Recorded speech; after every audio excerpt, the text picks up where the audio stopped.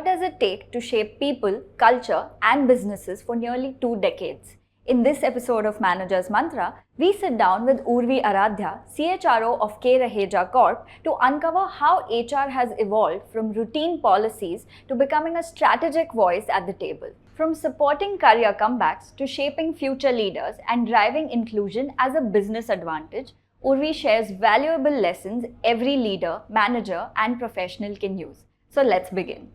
So, welcome to Manager's Mantra, Urvi. Thank you so much for joining us. We are very Thank you so excited for this much, conversation. Garima, for having me here. Pleasure to be here. Amazing. So let's begin with the first question, which is, you've led K. Raheja Corp for over 2 decades now. So, how has the role of HR evolved in shaping business strategies during this time? Yeah, so often, asked questions, as I said, having worked for 2 decades. Right. But the HR landscape is constantly evolving, and that's the important part, I would say. The workspaces and the work philosophies are changing completely in last couple of years, transforming business models and evolving roles across employee life cycle, across organizations, across industries are the key thing. Second thing is today the purview of HR extends much beyond the policies and the routine work which used to be there maybe some decades ago. It serves as an inception rather than the destination itself in an employee's journey, and that's the interesting part about it. HR professionals are focusing more and more on work-life integrity, which has become very important today for employees. Apart from that, the company culture, building the culture of the company, the inclusivity, learning opportunity, what you can provide to the employees. I think these are the key things which have taken momentum and taken real focus and changed in a couple of years, I would say. Also, there is a huge shift across functions and even in HR, the automation, as we know. And AI is making huge inroads in the industry, be it talent selection or the learning opportunity, what we provide, or monitoring performance. Across spectrum of HR, I would say AI is a very important thing which is happening today. Technology is also making employee and helping employee to focus more on the areas which are more where they can contribute better and leaving the routine tasks to the AI tools. So I think that's a very positive change which is happening as well. So a lot of things which have changed in last 2 decades, I would say. Yeah. Yeah, I'm sure. And with the entry of AI and everything, I think you've answered a very, very popular question, that how is AI going to make a difference? I think this is something every expert in every field is asked. So I think you've answered that very well, that, the routine tasks are getting taken care by AI, and, we as humans get to do the better parts of the work. Yeah. Yeah, The thinking part, I would say, yeah. right. Yeah, that's amazing.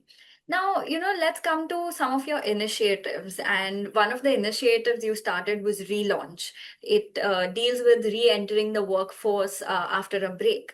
So, what advice do you have for people returning to work? And, how can they own their story confidently? So first of all, I would like to tell people not to be getting overtly concerned about gap in the career because organizations are becoming more and more open to seeing people who have taken a break, because there could be multiple reasons why people have. So I clearly see, about some years back, if there was a gap in career, immediately managers would be asking or seeing with the eye of some suspicion that why.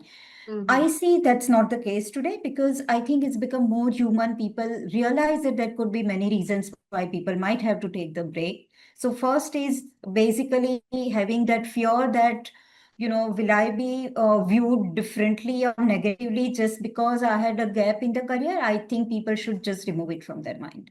Second thing, as far as we are concerned, when we started with a relaunch, it provides a structured path for the employees and the professionals who want to come back into the workforce. So we provide the skill development, the mentorship, and whatever the gap are there, if there is a larger gap in their work, Then we also provide them the function specific training as well. So they don't feel that they have missed some part and they are not able to compete with other people.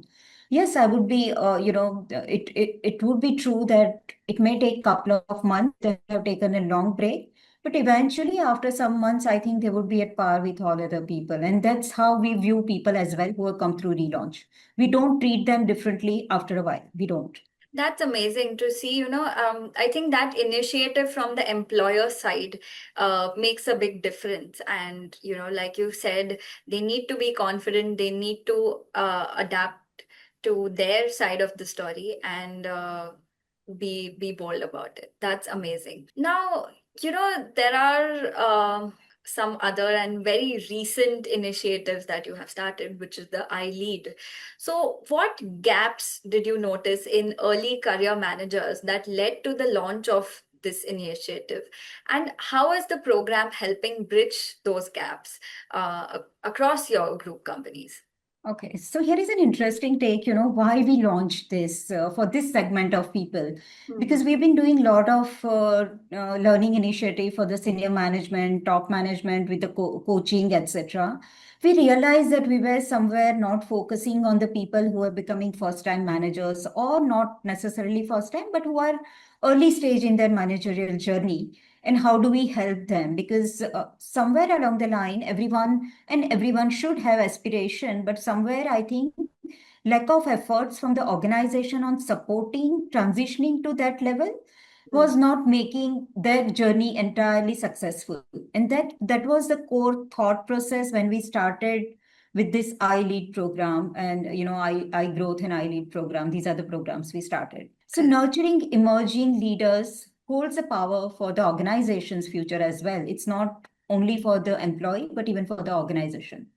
This transformative journey actually goes much beyond just the skill development. It can cultivate the self-awareness and the visionary leadership abilities what are required to become successful as a leader in the future. So iLead was designed for professionals, for manager to up to assistant general manager level people who plays a very important role in an organization in day-to-day functioning, cross-functioning collaboration, etc. And the program focuses on, actually, these are the skills which they focuses on, that strengthening the core managerial abilities, the team accountability, how do you learn to delegate? Because these are the people who are used to doing work themselves. They really don't know at times, or they are at loss that how to delegate effectively and still give the absolute perfect outcome in spite of you yourself not doing it. That's a transition everyone has to go through. So we provide them with the skills which are required, with the right kind of supervision, how to delegate. Also navigating feedback conversations, because when you are a manager, I think you really need to be very candid in your conversation with the team member, helping them to actually navigate the space and move ahead on this. So these are the skills which are very central to creating high-performing, people-centric teams and the organization. So that was the thought process. And these are the gaps we tried to cover during this program. That's amazing. Like, personally, I haven't heard of, the top management getting into these nitty-gritty and trying to train their employees for every aspect of life. That is amazing. Very.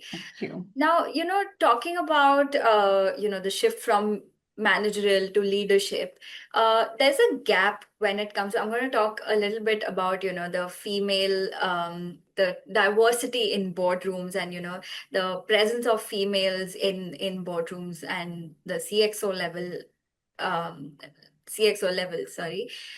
So about that, according to a recent study by Marching Sheep, over 63% of listed Indian companies still lack key leadership roles, right? So as someone working towards workplace equity, can you elaborate on what it will take to change this and why is the change even required? I think why it is required, let me answer your second question first. Why it is required, because diversity is the key in any organization to get the diverse view, to have a balanced approach.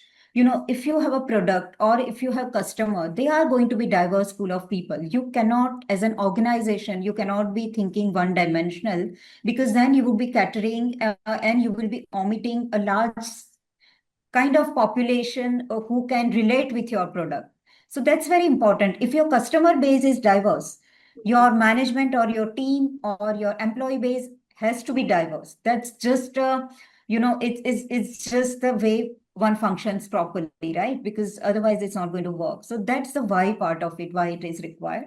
And why it is not happening, because I think a lot of support, I mean, inherently there are certain years where women go through certain times when they really need huge support from the organization, especially during motherhood, I would say, because if you see, the research says that when at the entry point there are equal number of men and women into the workforce, but somewhere at the mid managerial level, that's where in their age bracket of around 30 or so, a lot of women fall out of the formal workforce because they want to focus on the babies and they are not able to cope up with this because there is not enough support coming in from the organization at times. Maybe a 1 year of support, and the journey of any individual is multiple decades. So that 1 year of support goes a long way. So I'll just like to share an example. When we started analyzing some years back and we started introducing a lot of policies, then we realized that after introducing these policies, we have 100% of women who came back after that maternity break, and that continues since last 4 to 5 years. Not even 1 year, not a single female employee dropped out of the workforce because of the maternity break.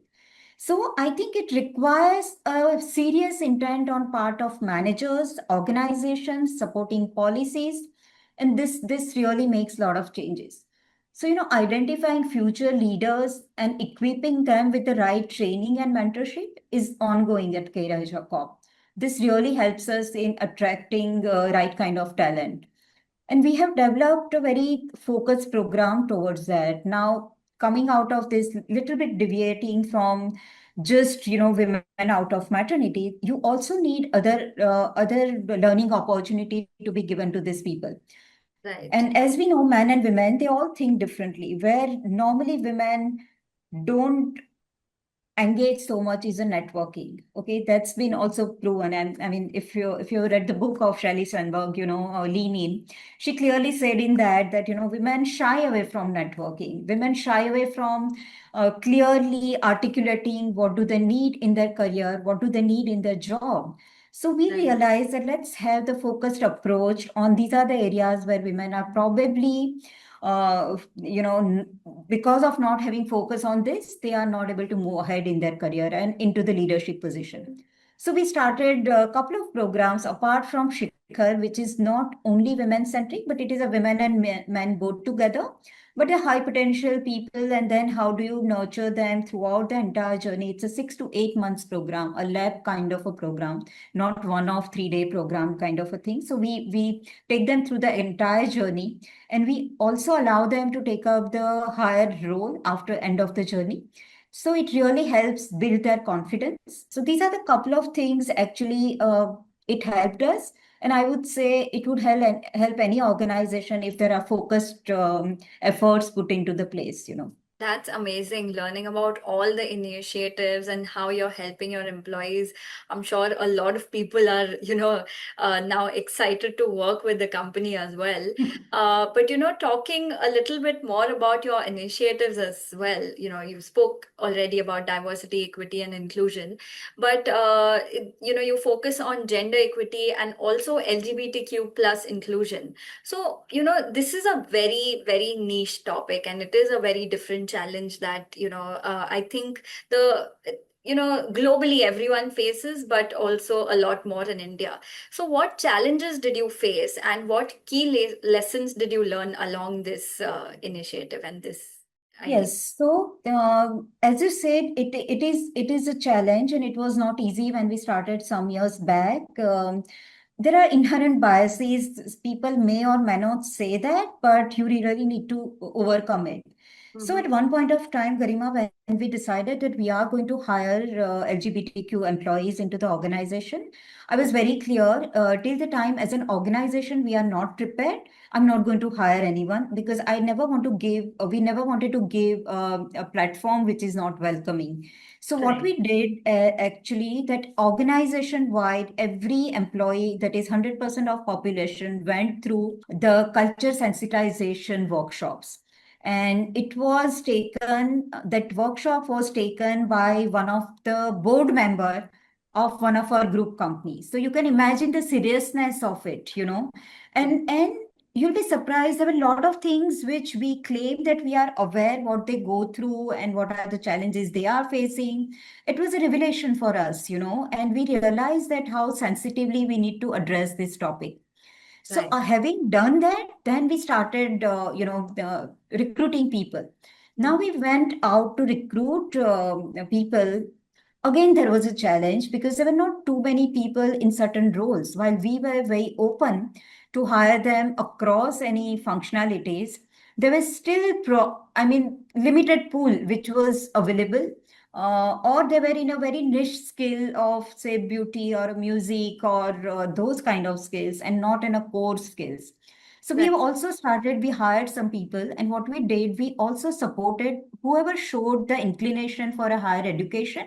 We actually supported them. So today, one of the LGBTQ employee, Sonali, who works with us as a front office executive, she showed the interest and she came up to us. She would like to do management course, and we happily sponsored her, giving her time off as well as financial assistance, both. So that was one of this. But I would say the corporate world is increasingly becoming more accepting. And of course, there is a change, positive change, I would say that.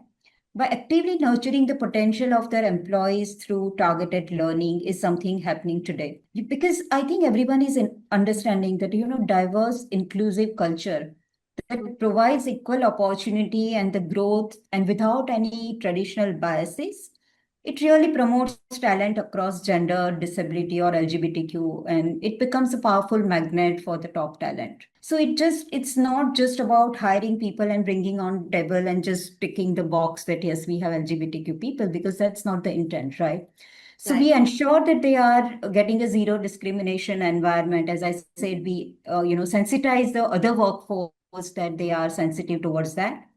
And beyond respectful language and gender neutral facilities, we also offer concrete benefits like medical cover for the partner, the financial assistance for gender affirmation procedure or surgeries, plus the adoption assistance we provide to them.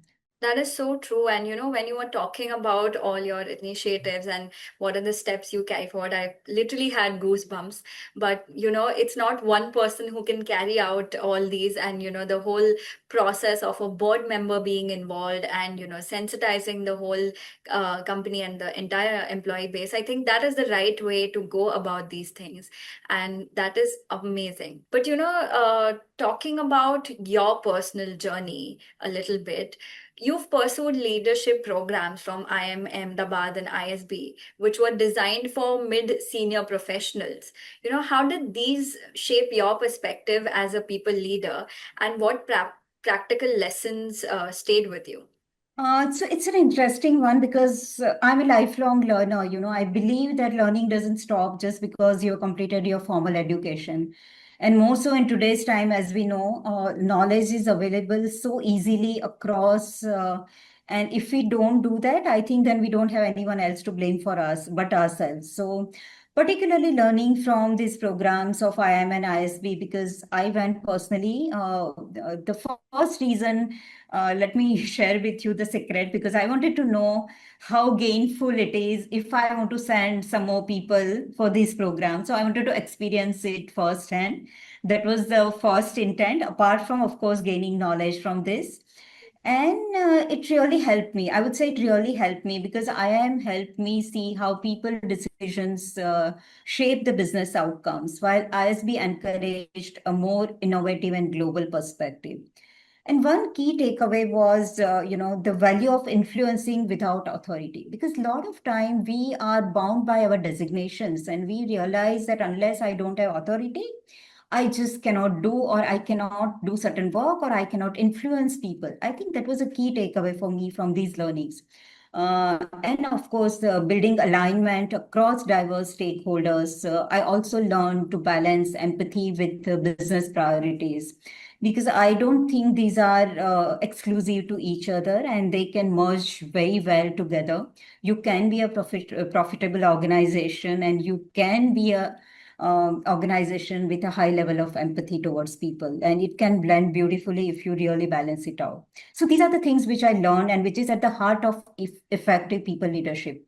Most importantly, it also, of course, taught that learning never stops, as I said, because the landscape is ever changing. And if you don't learn, we are really not going to remain relevant for the job. That's fabulous. The fact that you lead by example, I think I know that is not something you said, but that is definitely a takeaway for me. Now, coming to B school students who are our audience mostly, for a B school student who's probably stepping into their first job, what skills do you think matter the most today, and how should they keep evolving? Okay, so it's very important to understand how your work ties into the company's overall larger strategy, and don't restrict to the role what you have been assigned as a new fresher into an organization. Always look up how is a larger strategy which is evolving and how your work is mapping to that. This will give you actually a better insight and the ability to validate your performance and identify areas of improvement as well. Second would be learning agility is another aspect, I would say, which requires big time when you are starting in your career. Because sometimes you need to unlearn, sometimes you have to learn, but always be very curious about the latest development. Openness to, being adaptive to challenges, because sometimes I've seen people getting rattled even by change of manager. You shouldn't be bothered too much about it, because things will in an organization is a ever evolving platform. So you need to be highly adaptive to the challenges which comes your way. Willingness to learn from your colleagues, be it your senior peers or even freshers starting out. I think you can learn from each one of them. Also understanding the ethics of the digital tools and AI and technology, because it's very important. And last, I would also say that build trust and work with people across functions, geography, generations. Uh, it's very important. You don't just have to restrict yourself to, just only with the management trainee, because then their knowledge base is going to, become very limited. So you really need to broaden your base with whom you interact. Uh, Along with this, emotional intelligence, empathy, and being able to listen deeply matters the most. I think because these are the formative years, so you can learn pretty much from everyone around you. There is always something to learn from everyone. That's so true. And, you made such great points. Thank you for including empathy in it. I think that is something, more and more we are lagging. The more we focus on business and the more we focus on numbers, somehow empathy reduces. So I'm very glad that you included that point as well. Now, my last question is more of a two-part question. First one is, what's the best career advice you have received? And the second part is, what would you tell your 25-year-old self stepping into HR today? Wow, this is a very interesting question. So let me think. Yeah, I think the best career advice I still remember I got early in my career is that never let your job title define your impact. Don't be, bound by that. In corporate world, it's very easy to get caught up in processes and titles and policies. But the real value lies in understanding people, shaping culture, and quietly influencing the transformation. If I could speak to 25-year-old myself stepping into HR for the first time, I would say be curious, don't be too cautious. Uh, it's okay to fall sometimes, you will learn. It's okay. It's okay not to be perfect. That's all right too, because you will learn. So ask more of why rather than just sticking to how. I think I found that very important, and build relationship across the board. Your credibility won't come from knowing only every policy, but how you consistently show up for people. Because HR, especially, is no longer just a support function, it's the strategic voice at the table today. Stay grounded, keep learning, and don't be afraid to challenge the status quo just because you are a 25-year-old starting your job and thinking these people know everything. No, they are looking at actually a new pair of eyes, and that's why you are being integrated into the organization.